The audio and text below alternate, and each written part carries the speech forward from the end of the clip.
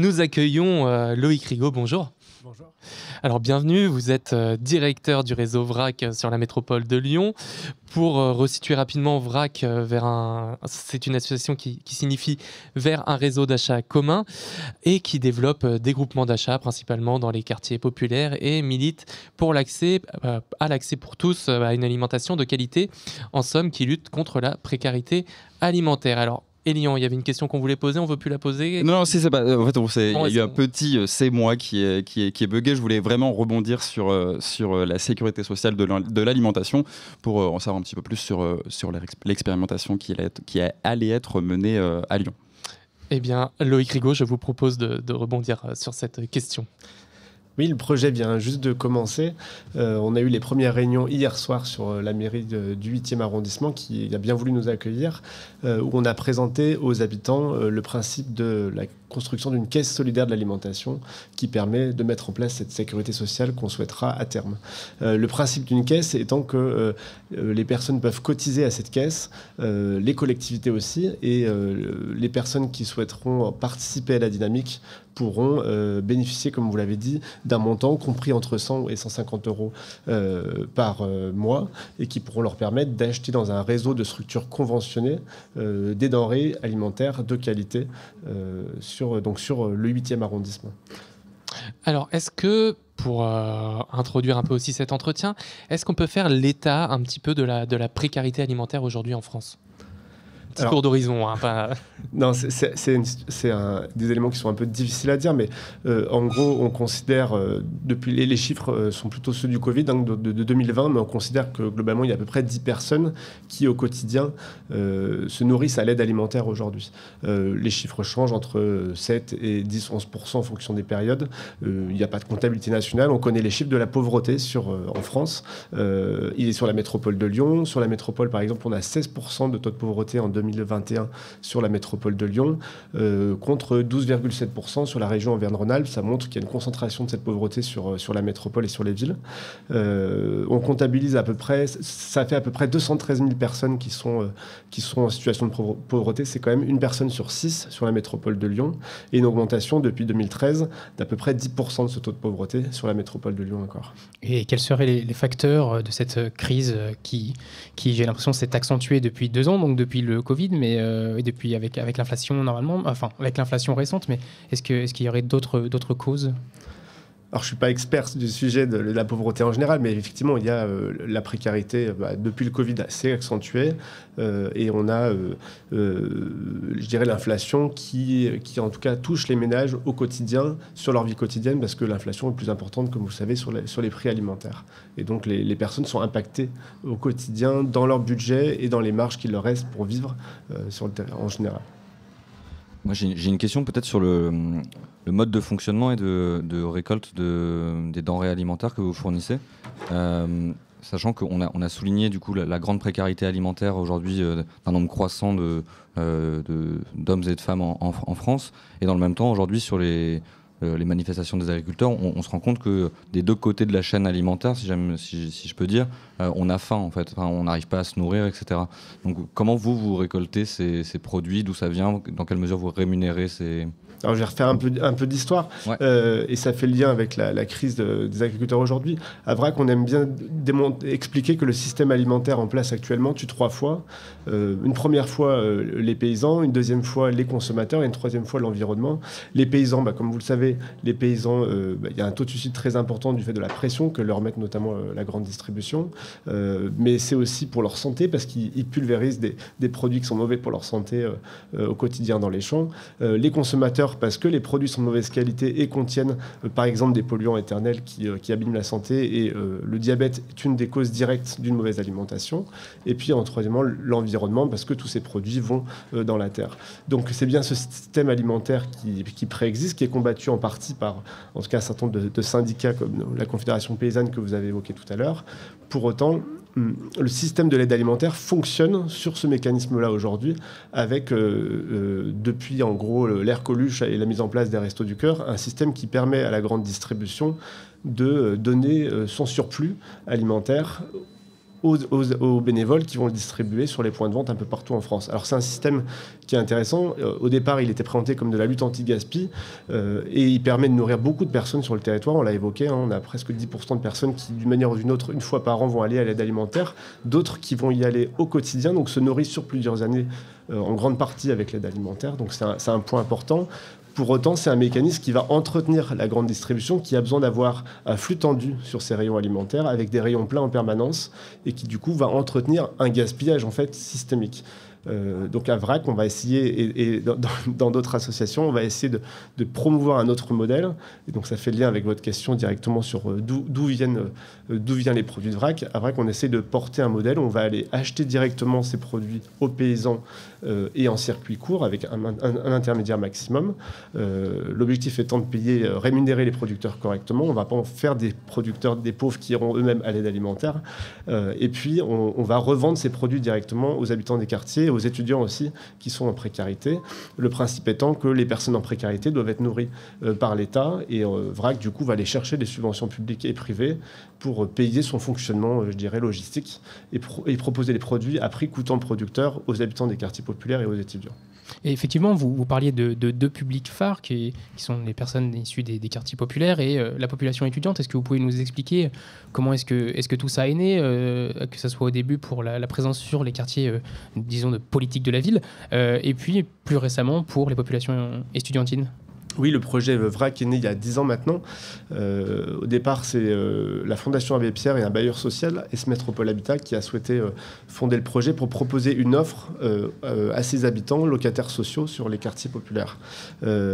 Très rapidement, on s'est tourné vers un projet autour de l'alimentation et sur une alimentation durable. Et donc, le principe étant d'acheter en commun avec les habitants des quartiers populaires. En mettant en commun toutes ces commandes, on va pouvoir acheter un prix à peu près à demi-gros, je dirais, sur le prix du marché et revendre à ce prix-là sur ce mécanisme de groupement d'achat où la participation, comme sur une AMAP, va permettre de baisser le coût finalement de sortie du produit. Les produits qu'on vend vont sortir à peu près à moins 30% du prix d'un marché, d'une épicerie classique. Et on a aussi une tarification sociale qui va pouvoir permettre de baisser, et là on retourne sur l'aide alimentaire, de baisser ces prix à moins de 50% du prix producteur. On est globalement à quelque chose autour de 20-30% du prix du marché. Et ça, c'est pour des personnes qui sont en grande précarité et qui vont être prescrites par un travailleur social. C'est la prescription par un travailleur social qui amène à cette tarification sociale. Vous pouvez nous expliquer combien de branches il peut y avoir, comment est-ce que ça s'est mis en place? J'imagine qu'il y a des certains seuils ou des critères autres. Oui, là on est bien sur un financement de l'aide alimentaire et là on a forcé un peu la main à l'État, on a fait du plaidoyer au niveau national pour faire en sorte qu'il y ait d'autres moyens d'avoir de l'aide alimentaire que les restes de la grande distribution. Et donc on a un fonds qui a été créé par l'État qui s'appelle le Fonds Mieux Manger pour tous et qui permet d'expérimenter d'autres manières de faire, dont cette troisième tarification sociale qu'on porte à VRAC. Le principe étant qu'on va aller financer directement cette denrée avec des produits de qualité. Les personnes donc sont prescrit par un travailleur social. Vous pouvez donc aller voir un travailleur social d'une maison de la métropole, donc sur la métropole de Lyon, un travailleur social du CCS de votre ville, ou de n'importe quel autre travailleur social qui peut être présent sur un territoire et qui va évaluer votre situation individuellement et vous orienter vers VRAC. On ne vous demandera pas plus d'informations. On essaie justement de démonter ce système où il faudrait présenter patte blanche auprès de chaque institution. À VRAC, une simple orientation permettra d'accéder à cette tarification pour une année dans un des 14 groupements d'achat VRAC de la métropole de Lyon. Et là, quel que soit le territoire où on habite, en quartier populaire ou pas. Et donc, comment est-ce qu'il serait possible de sortir de ces groupements d'achat qui sont quand même majoritairement dans ces quartiers populaires? Est-ce que vous avez une perspective de sortie de ces quartiers populaires? Comment est-ce que ça serait possible de mettre ça en place avec d'autres types de partenariats ou d'autres types d'acteurs? Alors, c'est la question du changement d'échelle que vous posez. Là, le changement d'échelle, on l'évoque plutôt à travers la question de la sécurité sociale de l'alimentation qu'on a évoqué au début de cet entretien. Le principe étant d'avoir un droit à l'alimentation pour tous et toutes, qui serait une sorte de commun. On considère qu'aujourd'hui, tout le monde devrait pouvoir manger à sa fin, donc en quantité suffisante, mais aussi en qualité, ce qui change par rapport aux 40 dernières années sur la conception de l'alimentation, et on a estimé, des chercheurs ont fait des évaluations qui estiment que c'est autour de 150 € par personne par mois qu'on peut manger à sa faim. Le reste serait à la charge de chacun, mais l'État pourrait prendre en charge ça selon ce mécanisme qui s'appuie sur ce qu'a fait la sécurité sociale en 1945, avec une cotisation qui serait faite par les salariés et qui permettrait à l'ensemble des habitants en France d'avoir cette tarification-là. On n'en est pas encore là aujourd'hui, c'est pour ça qu'on parle plutôt de caisse de solidarité alimentaire, la sécurité sociale n'étant pas en place, mais ce système-là permettrait de développer à l'échelle du territoire national une action concrète et une alimentation de qualité, c'est important. VRAC, après, nous, on est plutôt une structure associative qui est dans l'ESS et le champ de l'action sociale. Et donc, on a plutôt vocation à aller dans ce qu'on appelle des déserts alimentaires, des endroits où il n'y a pas d'offres d'alimentation de qualité accessible. Parce que le marché étant le marché, on a peu d'offres, on n'a pas de Biocoop ou d'autres magasins bio qui vont être présents dans les quartiers populaires aujourd'hui. Donc, c'est pour ça qu'on est présent avec cette offre de groupement d'achat assez légère et qui permet d'avoir peu de frais de structure au quotidien. Et est-ce que c'est ce que vous appelez donc la démocratie alimentaire? Est-ce que vous pourriez nous expliquer ce que ce terme veut dire? Parce qu'on l'a vu à plusieurs reprises sur votre site internet, donc il nous intrigue un petit peu. La démocratie alimentaire relève plutôt le moyen que vont avoir les habitants pour se saisir de la question de l'alimentation et en se mobilisant, comme le font les agriculteurs aujourd'hui, vont s'organiser et aller agir pour avoir une alimentation et un système alimentaire de qualité. Donc on parle là plutôt d'éducation populaire, on parle plutôt d'actions visant à interpeller les pouvoirs publics ou les entreprises sur la qualité de leurs produits et la sécurité sociale de l'alimentation s'inspire de ce volet-là parce que c'est aussi comme ça qu'elle a été créée en 1945 par des groupes qui s'organisaient à l'échelle départementale pour diriger et faire les choix collectivement sur ce qui serait remboursé ou ce qui ne le serait pas. C'est ça qu'on teste aussi sur la sécurité sociale de l'alimentation dans le 8e arrondissement avec un groupe de 50 habitants qu'on est en train de recruter en ce moment et qui décidera des montants précis qui seront donnés à chacun, décidera du cadre et de quel système conventionnel on va mettre en place avec les magasins et les épiceries du territoire. Vous avez évoqué donc, la question on a évoqué cette question de précarité alimentaire en termes de quantité, de manque, le fait de ne pas pouvoir accéder à suffisamment de nourriture. Vous avez également souligné l'enjeu de la qualité, l'accès à une alimentation de qualité. J'avais une question, vous évoquiez aussi l'enjeu de l'éducation populaire. Comment concrètement, au quotidien, vous pensez et vous œuvrez au nom de cet impératif d'éducation alimentaire? Comment vous accompagnez les publics que vous rencontrez dans vos espaces? On essaye plutôt... le principe quand même en France, c'est que le 5 fruits et légumes par jour est plutôt quelque chose qui est rentré dans toutes les têtes assez massivement. Tout le monde est convaincu, quel que soit son niveau social, du fait qu'il faut manger des denrées de qualité, mais pas tout le monde n'y a accès. Donc le premier enjeu pour nous est la question de l'accès, on l'a évoqué juste avant. Et après, la plupart des gens souhaitent se nourrir correctement et nourrir correctement leurs enfants, mais ils ne peuvent pas forcément le faire, ou pas forcément en fait le service ni l'accès financier. Après, du coup, on va plutôt essayer de sensibiliser autour des pratiques alimentaires, et donc les gens vont venir avec leurs propres pratiques et avec les autres se réunir pour cuisiner ensemble, proposer des recettes et agir au quotidien. C'est ce qu'on fait beaucoup à la MESA, donc que Rue 89 a visité au mois de novembre. Est-ce que vous pouvez nous expliquer ce que c'est la MESA? Oui, la MESA, c'est donc la Maison Engagée Solidaire de l'Alimentation, un nom qui a été trouvé par les habitants du 8e arrondissement et du coup qui a un lieu ressource sur les questions d'alimentation où les habitants du 8e arrondissement, du quartier Paul Santy où il est implanté, peuvent venir au quotidien. On a beaucoup de femmes dans ce quartier qui est un lieu où elles peuvent se réunir, ce qui n'était pas forcément le cas avant sur le territoire, et où elles vont proposer des activités, des actions autour des questions d'alimentation. Ça peut être axé plutôt sur la santé, ça peut être axé sur la cuisine en tant que telle, et aussi on a ce qu'on appelle les tables du 8e qui vont porter la sécurité sociale de l'alimentation avec un espace plus politisé sur la question de l'alimentation. Et sur les questions vous êtes une association, vous le disiez, sur la question de l'engagement et de la difficulté d'accès à certains publics, que ce soit pour participer bénévolement au groupement d'achat et au fait à la distribution, voilà, je cherchais le mot de distribution des produits. Comment est-ce que vous arrivez à toucher des populations qui ne sont pas très proches, qui sont plutôt éloignées en fait de par la recherche sociologique. Enfin, en tout cas, la recherche sociologique a montré que certaines populations les plus éloignées culturellement et économiquement étaient aussi celles qui étaient le moins engagées bénévolement. Comment est-ce que vous faites pour toucher ces personnes-là ?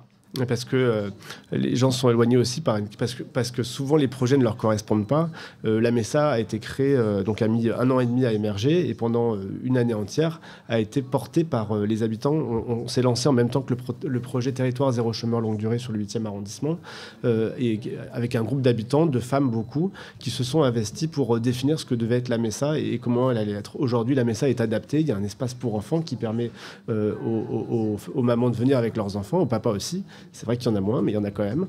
Et du coup, le lieu leur ressemble. Et on n'a pas de problème de mobilisation. On attendait 300 adhérents sur une année. On est à 800 quand on a fait le bilan là, en décembre 2023. Donc pour une première année de lancement, c'est conséquent. Sur ces 800 personnes, on en a plus de 300 qui ont été orientés par des travailleurs sociaux, donc qui bénéficient aujourd'hui de la tarification sociale.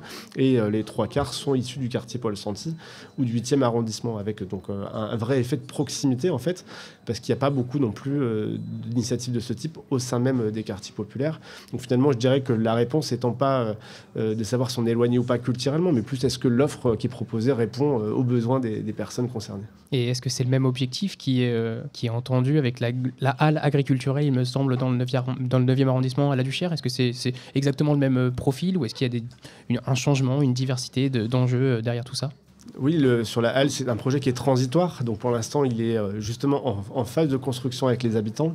L'objectif étant d'interpeller et ne pas forcément coller ce qu'on a fait dans le 8e arrondissement, dans le 9e arrondissement à La Duchère. Et donc du coup, de travailler avec les habitants le projet qu'ils souhaiteraient pour leur territoire. On est sur un territoire en particulier qui est celui de la sauvegarde, qui est en renouvellement urbain actuellement. Et l'objectif de la halle, c'est qu'elle touche l'ensemble des habitants de La Duchère. Donc on est plutôt là parti sur un projet de marché qui est donc hebdomadaire, une fois par semaine, qui est en ce moment le lundi, qui va passer le jeudi maintenant en fin d'après-midi et qui va permettre de rendre accessibles des produits frais toutes les semaines et des produits secs une fois par mois sur le centre social. Donc un projet territorial porté par les habitants aussi, où un collectif d'habitants est en train d'être créé et un conseil de maison sera créé sans doute sous peu pour pouvoir gérer cette structure démocratiquement. Et alors ça sera le mot de la fin, FIN. Vous évoquiez la nature transitoire du dispositif. Je vais être un peu provocateur, mais est-ce qu'on ne pourrait pas souhaiter finalement la fin de dispositifs comme les vôtres, puisque le caritativisme en fait rentre en contradiction avec les principes de solidarité que pourrait assurer un État responsable? Est-ce que vous souhaitez la fin de votre dispositif, Loïc Rigaud? Alors, on souhaite la fin de notre dispositif, mais par contre, on s'inscrit un peu en faux sur le fait qu'on n'est pas un modèle caritatif, justement parce qu'on permet de sortir les gens de l'aide alimentaire classique et d'un système de donnants, de dons finalement, puisque les gens viennent acheter ces produits à vrac, donc on les remet plutôt dans le champ du marché, même là c'est un marché plutôt qui est subventionné en partie pour permettre une tarification sociale. Donc on est plutôt justement sur ce chemin-là et on essaye plutôt de transformer les politiques publiques pour qu'elles sortent de ce système où on aurait des bénévoles qui viennent passer du temps et donner à des précaires, mais plutôt sur un schéma comme VRAC où les adhérents viennent se saisir eux-mêmes de leur propre alimentation et puis de leur propre problématique pour arriver à s'en sortir. Alors, Loïc Rigaud, vous le voyez, il y a Lou Herman qui vient de s'installer à vos côtés. Bonjour Lou. Bonsoir. Alors Lou, tu es là pour proposer ton questionnaire Anthropocène à Loïc Rigaud. Je te laisse y aller. Donc je ne sais pas si vous découvrez ça, mais vous allez finir par ça. Loïc Rigaud, je vous propose de passer par le questionnaire Anthropocène. C'est une version revisitée très librement, raccourcie heureusement, du questionnaire de Proust à la sauce Anthropocène. Donc il y a 6 questions courtes que vous découvrez, pas d'échange, juste vos réponses. On commence ? De quoi avez-vous peur aujourd'hui ? De quoi est-ce que j'ai peur aujourd'hui ? que la situation en France dégénère avec la question des agriculteurs et qu'on se dirige plutôt vers une suppression de toutes les politiques de transformation de l'alimentation qui allaient dans un bon sens, dans un sens durable, et que l'effet soit inverse au final, avec un gouvernement qui pourrait supprimer des normes pour satisfaire les grands syndicats plutôt que d'aller vers la transformation d'un système alimentaire alors que c'est à portée de main aujourd'hui. Qu'est-ce qui vous donne de l'espoir pour l'avenir ? L'espoir pour l'avenir, l'espoir que j'ai au quotidien, c'est les adhérents et les adhérentes avec qui on agit dans notre quotidien et qui sont justement surmobilisés sur ces questions-là et qui ont envie de transformer à leur niveau, mais aussi politiquement les choses. De quoi êtes-vous sûr ? C'est pas évident, votre questionnaire. De quoi est-ce que je suis sûr ? Qu'aujourd'hui, on a un projet à Vrac, je parle au niveau professionnel bien sûr, qu'on a un projet aujourd'hui à Vrac qui tient la route et qui nous permettra peut-être demain de changer d'échelle. De quoi dépendez-vous ? Nous dépendons de la motivation des gens, des pouvoirs publics. Et c'est là où, effectivement, on n'est pas vers la fin d'un système subventionné, je dirais, ou d'un État-providence, tant qu'il y aura de la précarité alimentaire. À quoi tenez-vous ? À cette démocratie alimentaire dont on a parlé tout à l'heure, qui est une chose importante, parce que sans faire avec les gens, on ne pourra pas arriver à transformer la société. On a beaucoup parlé de démocratie avec les habitants, il y a aussi la démocratie avec les producteurs et les agriculteurs, dont on parle pas mal en ce moment. Et on essaye aussi de faire rencontrer ces mondes au quotidien, en rencontrant soit dans des instances, soit sur place, sur leur exploitation, les producteurs, pour parler. Et justement, c'est un moyen de rapprocher les habitants de la question de leur alimentation, pour qu'ils aillent voir comment sont produits et quelles sont aussi les contraintes de ces producteurs au quotidien dans les champs. On arrive à la fin. La dernière question, que faire maintenant ? Que faire maintenant ? Se mobiliser, je pense, aux côtés de nos agriculteurs pour faire émerger une nouvelle voie, pour transformer ce système alimentaire qui marche sur la tête. Il l'avait bien dit au début, mais pas toujours pour les bonnes raisons. Merci beaucoup, Loïc Rigaud. Merci beaucoup Lou, merci beaucoup Loïc Rigaud. François lui préférait aller boire un coup maintenant. Mais l'émission va pas tarder à toucher à sa fin. Il reste quand même la chronique de Valérie Didier, Cultura, qui va arriver dans 2 petites minutes. Un grand merci Loïc Rigaud d'être venu sur notre plateau, d'avoir accepté de vous prêter au jeu du questionnaire Anthropocène. J'espère que les questions n'étaient pas trop compliquées. Non, merci à vous pour l'accueil. Je rappelle que vous êtes le directeur du réseau VRAC sur la métropole de Lyon. Bonne soirée, à bientôt sur Radio Anthropocène.